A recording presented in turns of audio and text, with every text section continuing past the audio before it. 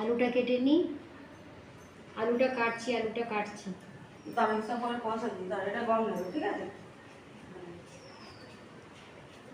রমেশের ফটো উঠবে কিন্তু, উঠবি? রমেশের ফটো উঠবে, রমেশ সামনে আসেন, ক্যামেরার সামনে। আমি আলুটা কেটে নিচ্ছি, তারপরে দেখি কতটা কি করতে পারি। আমার শরীরটা একদম ভালো না।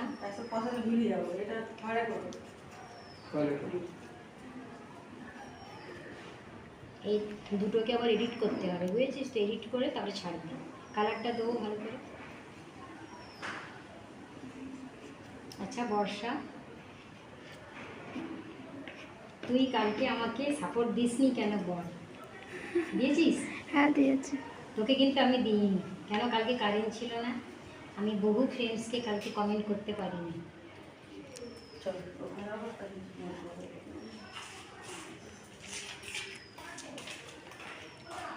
হ্যালো বর্ষা, কেমন আছিস বল? তুই তো মামার বাড়িতে কি করছিলি? খুব আম খেয়েছিস মামার বাড়ি? হ্যাঁ এখনো খাচ্ছি।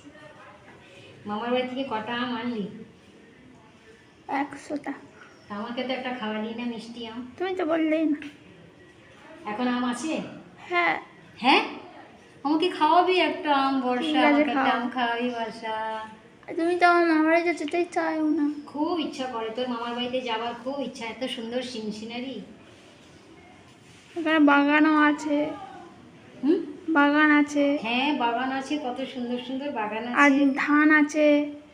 ধানের ভিডিও অনেক ভাইরাল হয়। ইস কি ভালো লাগে ধান গাছ।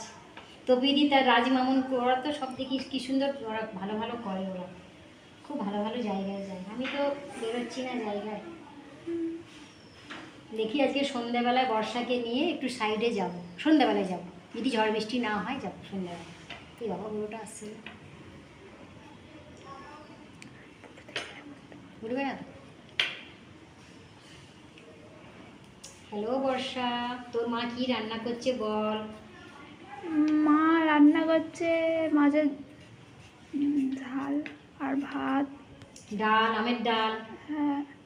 আমের ডাল, ইঁচড়ের তরকারি, অনেক কিছুই করছে মা। না মাংস হবে না আজকে, মাংস হবে না আজকে। ইঁচড় করবে তোর মা, মাংস রবিবার হবে। হ্যাঁ।